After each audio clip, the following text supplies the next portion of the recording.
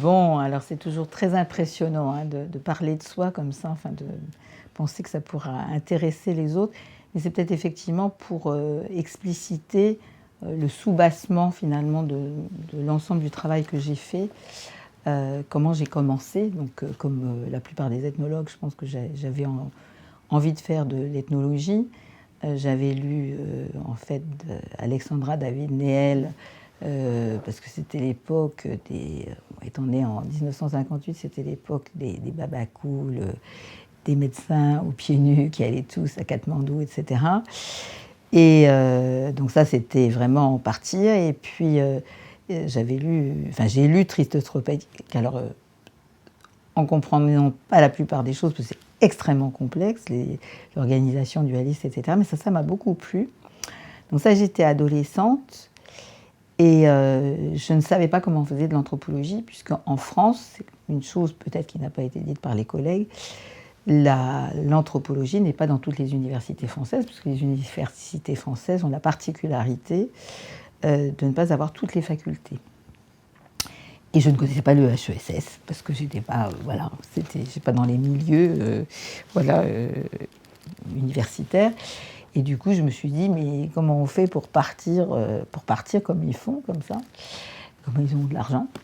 Et donc, je me suis dit, je vais devenir médecin. J'étais aussi soutenue par une femme assez extraordinaire qui, elle, avait l'idée de l'anthropologie, mais une anthropologie humaniste. Elle avait travaillé avec Baruch, qui était professeur de psychiatrie. Et c'était une grande résistante. Et elle m'avait dit, oui, effectivement, médecine, c'est une façon justement de rentrer dans l'anthropologie, mais la perspective de l'anthropologie qu'elle avait n'était pas la perspective de l'anthropologie disciplinaire telle que, on la connaît. Donc, j'ai commencé médecine à Créteil, donc dans l'ouest de Paris, dans l'est de Paris. Et quelques années, pas tellement longtemps après, 3-4 ans après, j'ai appris qu'il y avait l'université de Nanterre, il y avait un département d'anthropologie. Donc j'ai demandé l'autorisation à Créteil de pouvoir faire des études d'anthropologie à Nanterre, ce que j'ai eu, hein, puisque en médecine, à l'époque, et je pense que ça reste vrai, les stages dans les hôpitaux sont absolument la base de la formation. Et on fait ça le matin et l'après-midi, on n'est plus libre. La plupart des autres préparent leur internat, leur concours de l'internat, mais moi j'allais donc à Nanterre, donc à l'ouest de Paris. Donc je fais ces allers-retours est-ouest, mais également entre deux disciplines qui sont fondées sur des principes totalement différents. C'était très perturbant, puisqu'effectivement, c'est là où j'ai appris que l'anthropologie participait de l'histoire des idées et que chaque génération allait contester, à juste titre, les idées des autres, puisque le contexte a évolué et qu'on voit effectivement les biais des autres générations. Donc ça m'a beaucoup perturbée parce qu'en médecine, pour pouvoir être efficace dans un massage cardiaque, on n'a pas besoin de connaître l'histoire du massage cardiaque. Par contre, on doit être dans l'ici et maintenant du geste et c'est très important.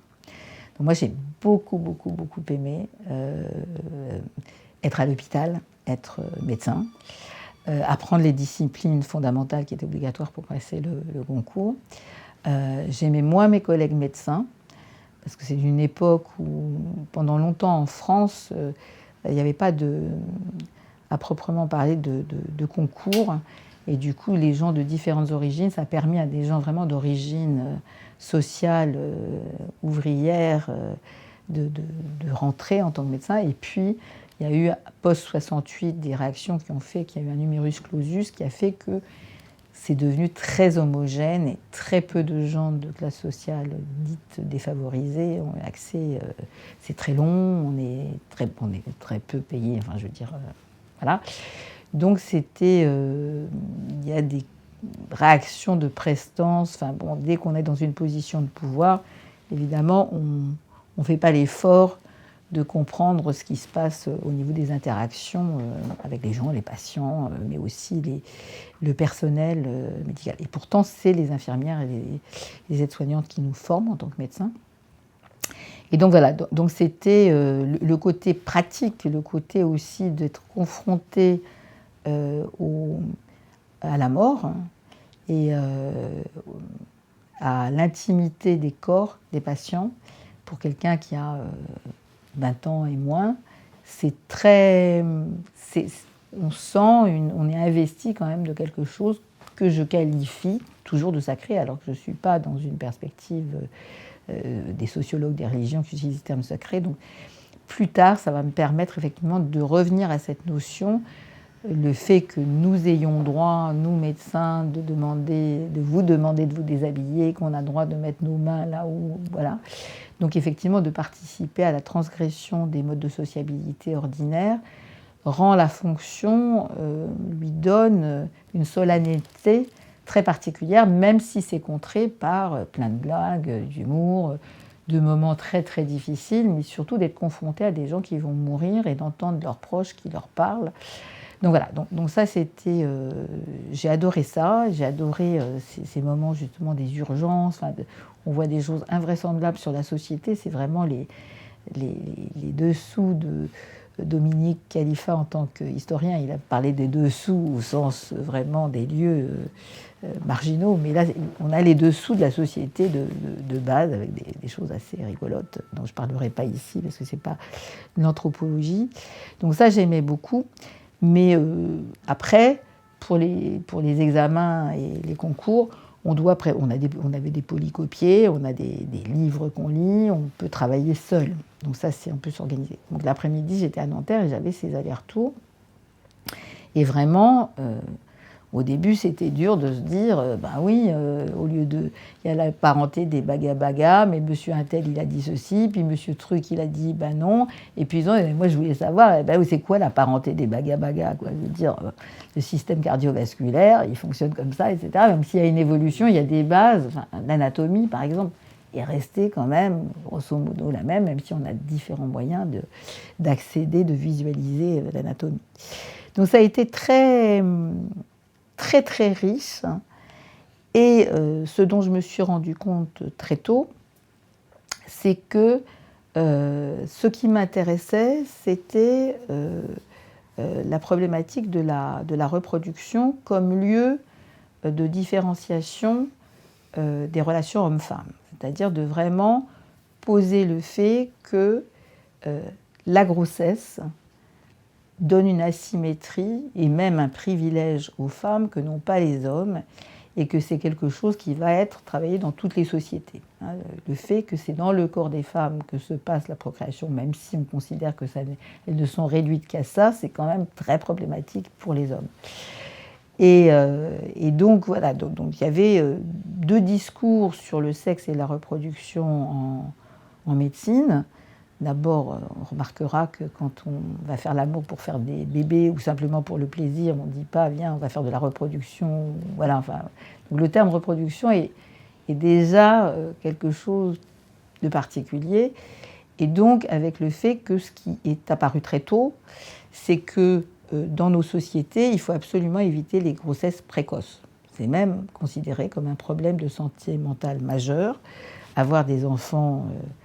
en tant qu'adolescent, alors on est d'accord d'avoir des enfants à 12-13 ans, c'est un peu jeune, mais enfin à 16-17 ans, c'est assez physiologique, quoi qu'en disent maintenant les médecins, et plus physiologique qu'à 40 ans. C'est comme ça, c'est pas, les gens font ce qu'ils veulent et c'est très bien, mais je veux dire, il y a un discours normatif qui est sous-tendu, et j'y reviendrai par une perspective évolutionniste qui va hiérarchiser les cultures.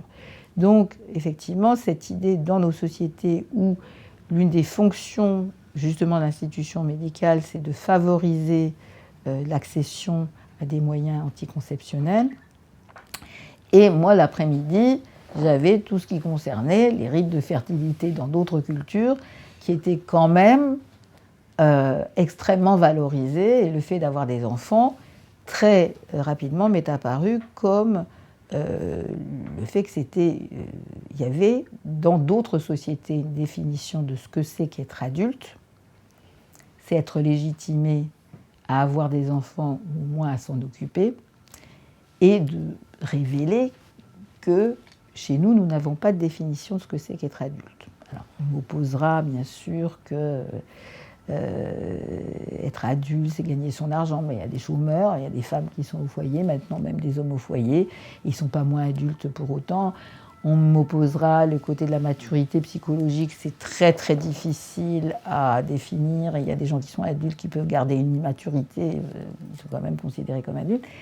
C'est une question de responsabilisation progressive vis-à-vis de la loi. On a des droits et des devoirs qui s'accentuent avec la loi qui va venir sanctionner si on ne fait pas effectivement une série de choses.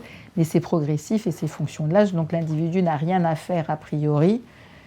S'il arrive à 13 ans, il a des droits et devoirs qui sont différents d'avant, etc. Et ça va grandir. Et contrairement à ce que la plupart des gens pensent, la majorité n'est pas à 18 ans. La majorité, c'est 25 ans dans les pays européens. Donc ça, c'est peu connu, un peu dommage, puisque jusqu'à 25 ans, les parents sont responsables de leurs enfants et même, je veux dire, s'ils ont les moyens, ils doivent leur fournir les moyens de faire des études s'ils le souhaitent. S'ils ne peuvent pas, évidemment, l'État va surseoir à leur manque de besoins. Et à partir de 25 ans, il y a une inversion, qui est que c'est les enfants qui doivent s'occuper de leurs parents sur un plan matériel, ça s'appelle l'obligation alimentaire. Et donc ça s'inverse. Donc ça par contre, c'est 25 ans, et donc cette responsabilité. Donc ce qu'on appelle l'autonomie, c'est un peu plus compliqué.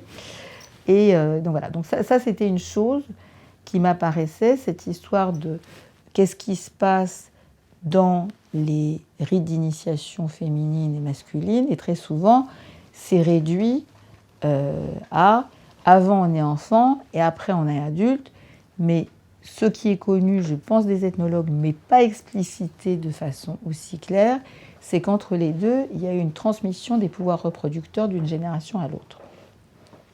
Et que du coup, ça fait déplacer tout le monde sur l'échelle généalogique. À partir du moment où, moi, enfant dépendant, je deviens potentiellement un parent, c'est plus valorisant que d'être simplement dépendant de mes parents. Quand je deviens vraiment parent, je transforme l'ensemble de mes proches, je transforme mes parents en grands-parents, je transforme mes frères et sœurs en oncles et tantes, enfin, même si je prends le discours, enfin, évidemment, les catégories qui sont utilisées dans notre système de parenté, mais partout, effectivement, ça va translater les choses, et ça, c'est très important, parce que ça participe à l'idée que, contrairement à la façon dont on conçoit, bien sûr pas en anthropologie, mais dans le grand public, les autres comme accrochés à une identité collective qui serait comme ça, définie comme ça. Ce qui est important, c'est effectivement d'avoir une identité évolutive. Ça, c'est pas du tout perçu. C'est que dans une grande partie des sociétés qui ont été étudiées classiquement par les ethnologues, l'identité doit être évolutive, et le fait de pouvoir prendre en charge le fait de s'occuper des autres, d'abord sur un plan concret, de pouvoir devenir père ou mère, mais également ensuite aussi de s'occuper des novices au cours des initiations qui vont leur permettre eux-mêmes d'être légitimés à devenir père et mère. Donc ça, c'était une des choses importantes. Et donc chez nous, pas de définition de ce que c'est qu'être adulte. Et c'est vrai qu'on se retrouve, donc, au cours de mon cheminement de faire des études et ces allers-retours, je me suis formée à la psychiatrie. Et j'ai fait le choix, j'ai été formée à différentes formes de thérapie, mais celle qui a été essentielle pour moi, c'est la thérapie familiale dite systémique, donc batesoниenne à l'origine, donc je retrouvais, mais c'était pas dans l'intrapsychique. Et donc, effectivement, d'avoir, comme je suis, pour devenir psychiatre pour enfants, il faut d'abord être psychiatre pour adultes, et ensuite on fait une option psychiatrie de l'enfant et de l'adolescent. Donc j'ai travaillé avec des adolescents et avec des familles qui avaient des problèmes avec leurs adolescents, et de repérer que les parents étaient très perdus parce qu'on leur on leur disait des choses paradoxales, c'est-à-dire qu'il faut laisser plus de liberté aux ados, mais d'un autre côté, il faut quand même les sanctionner. Et surtout leur autoriser le sexe. Donc du coup, c'est compliqué, c'est pas si simple. Les parents étaient perdus. Et du coup, j'ai pris le parti, qui a continué sous différentes formes, que j'ai utilisé sous différentes formes, à leur raconter comment ça se passait ailleurs. Pas pour leur faire faire ce qui se fait ailleurs, hein. Je ne suis pas du tout ethnopsychiatre, je suis certes médecin, psychiatre et ethnologue, mais pas du tout ethnopsychiatre, même si j'ai des amis ethnopsychiatres, mais plutôt pour leur dire, je trouve que c'est assez normal que vous ayez des problèmes, puisque ce n'est pas évident. Si on n'a pas de définition de ce que c'est qu'être adulte, qu'est-ce que c'est qu'être parent d'un enfant qui est sur la voie de devenir adulte? Et donc, mon idée, c'était de leur faire raconter comment eux, ils étaient devenus parents face à leurs enfants. Sans qu'il y ait nécessairement de secrets ou de choses, etc. Mais la formalisation par la présence d'un tiers, de raconter l'histoire familiale, y compris si elle a été difficile. Si les parents ne voulaient pas leurs enfants, pour moi, ça n'a... Franchement, c'est pas grave, hein, les gens font toute une montagne. Si les parents ont été délinquants, c'est encore mieux pour pouvoir dire des choses aux enfants, alors que les gens, au contraire, se privent de dire. Mais enfin bref, mais la plupart du temps, il n'y a pas de secret particulier. Les parents ont l'impression d'avoir toujours dit, et probablement ils l'ont fait, mais le fait d'avoir un côté solennel de le dire face à un tiers, généralement, les jeunes sont très intéressés. Puis en plus, ça décale par rapport au fait qu'ils sont l'objet de toutes les focalisations. Et tout d'un coup, ils posent des questions, ils sont intéressés. Et je me suis dit, effectivement, on est dans une culture qui ne favorise pas le fait de devenir parent trop tôt. Ça, je dois quand même m'y conformer. Voilà. Mais d'un autre côté, on peut quand même participer à cette histoire d'une transmission qui est adaptée à notre culture. Et puisque, effectivement, la majorité des gens, à l'heure actuelle, et déjà au moment où je commence à avoir des fonctions de psychiatre, c'est des gens qui n'ont pas de pathologie psychiatrique. La très très grande majorité des consultations sont des gens qui peuvent être à risque d'avoir des problématiques pathologiques si on ne les aide pas. Beaucoup s'en sortiraient éventuellement sans nous, mais ça les rassure de venir voir si ce qu'ils font est OK. Mais vraiment, cette médiation entre parents et enfants était importante. Et ça n'est pas un rite d'initiation à proprement parler, mais c'est ritualisé. Alors moi, je fais une distinction. On a des discussions avec Michael Haussmann sur ça.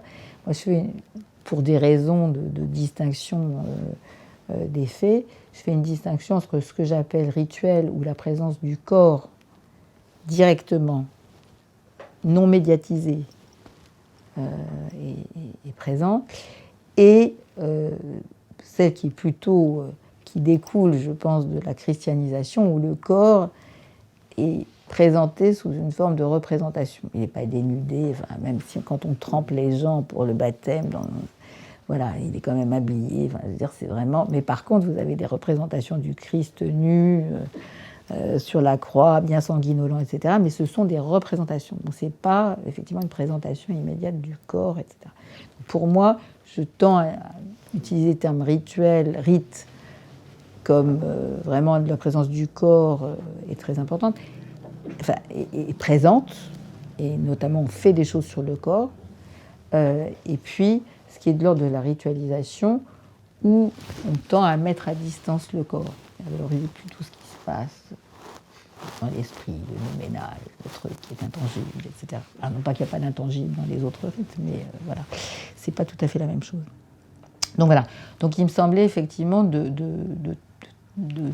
puisqu'on travaille beaucoup en thérapie familiale, évidemment on travaille sur les généalogies, donc sur l'histoire du passé, en quoi ça impacte le présent. Hein. Par exemple, effectivement, la façon dont les gens partent de chez eux va avoir un effet sur la façon dont ils vont vivre le départ de leurs propres enfants ou permettre à leurs propres enfants. Évidemment, le fait d'être dans la fratrie située comme premier, dernier, milieu, enfin, ça va jouer.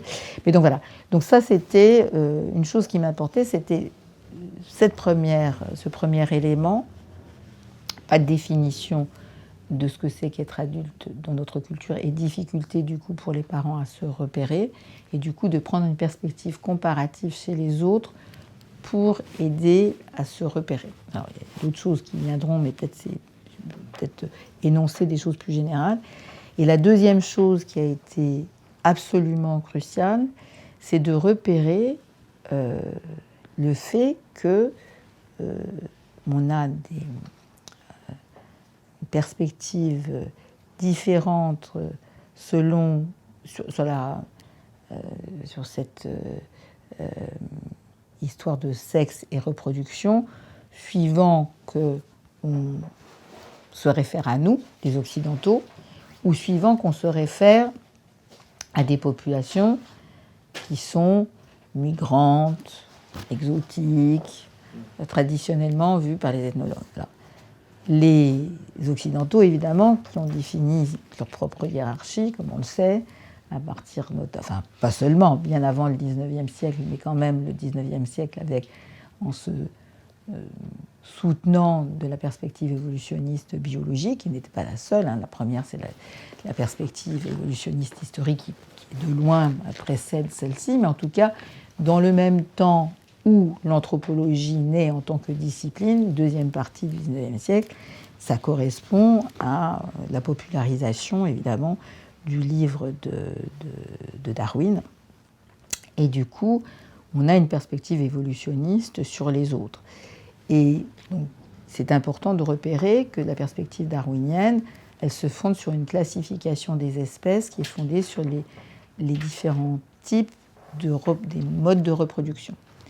Et que donc, les choses qu'on ne dit pas de façon aussi claire, c'est que on repère que plus les espèces sont dites qualifiables d'évoluer, moins elles ont d'enfants. Et au contraire, les espèces dites inférieures, très inférieures, elles ont beaucoup d'enfants. C'est ce qu'on appelle les arthropodes, voilà, où les reptiles et les poissons pondent des millions d'œufs à chaque fois qu'ils participent à la reproduction. Et puis, on va avoir les mammifères inférieurs qui ont plusieurs enfants par portée, et puis on va avoir les mammifères supérieurs qui vont avoir un enfant par portée, deux maximum et rarement. Donc, voilà. Donc il y a cette idée aussi que les cultures, quelque chose du même ordre, va être reporté de façon à classifier les cultures les unes par rapport aux autres, avec celles qui se reproduisent le moins et donc qui sont les plus évoluées et qui, du coup, dégagées du processus de reproduction, vont pouvoir faire des choses qui sont éloignées de la nature et qui sont plus de l'ordre de l'esprit, tandis que les pauvres autres sont accrochés à cette problématique de l'instinct de reproduction, et donc ils font beaucoup d'enfants, ça les appauvrit, etc. Tout en ne voyant pas que très souvent, par exemple en Afrique, il y avait un taux de fertilité qui n'était pas très important avant la colonisation, et c'était pareil chez les aborigènes, ils avaient vraiment un taux de fertilité qui était très régulier, mais que par contre la paupérisation qui a entraîné la colonisation, c'est toujours ça qui a entraîné le fait d'avoir effectivement beaucoup d'enfants. Comme les gens qui sont dans des statuts de réfugiés et de migrants peuvent expliciter effectivement que le fait d'avoir des enfants, c'est quelque chose qui devient très important parce que ça donne une fonction, s'occuper d'autres, donne une forme de prestige dans la communauté à laquelle on appartient, mais ce n'est pas nécessairement la vérité. Mais il y a donc cette idée qui a été cruciale de voir qu'effectivement, il y avait une base évolutionniste qui est pure et dure. Et moi, j'ai un problème avec l'intitulé « Peuple premier et peuple dernier », parce que, je ne sais pas, quand je vais sur mon terrain, moi, peuple dernier, toi, peuple premier, ça paraît sympa, mais sous ça, il y a des bases comme ça, qui sont quand même à interroger, qui sont problématiques. Je sais bien que ça part d'un bon fond, et le fait, je terminerai sur ça, cette partie, c'est que le fait que le musée du Quai, enfin nous on parle du musée du Quai Branly en général, les ethnologues, mais que les médias continuent à dire le musée des arts premiers. Et je pense que pour une partie des ethnologues, de dire le musée des arts premiers, c'est sympa, hein, ça valorise, mais d'un autre côté, je pense que là encore, il faut interroger ce à quoi ça renvoie, c'est-à-dire une perspective évolutionniste qui est très très importante. Donc,